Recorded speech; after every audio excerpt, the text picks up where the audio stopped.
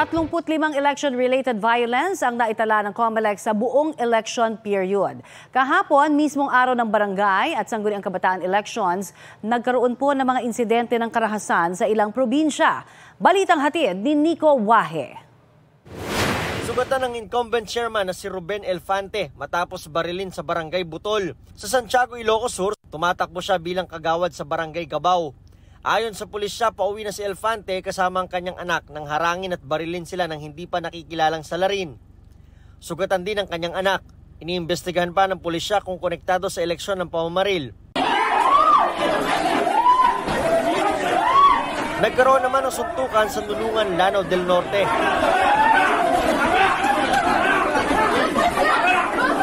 Nag-ugat ito sa pagtatalo ng dalawang individual hanggang sa nagkagulo na. Sabi ng COMELEC na suntok din pati ang ilang pulis. Sa Puerto Princesa Pilot Elementary School sa Palawan, pinasok ng ilang lalaki ang dalawang voting precinct. Pinagpupunit nila ang mga official ballot at nilagyan ng padlock ang ballot box. Isang arestado at sumailalim na sa inquest. Posible siyang maharap sa election offense. Hindi naman nagdeklara ang COMELEC ng failure of elections doon. Sa kabuuan ng election period ng BSKE 2023, 35 election-related violence ang kumpirmado ng COMELEC. 171 naman ang hindi pa validated. Yan ang balita ko, Nico Wahe, ng GMA Integrated News. Balita ko, may tututukan kayo tuwing 10:30 a.m. sa GTV.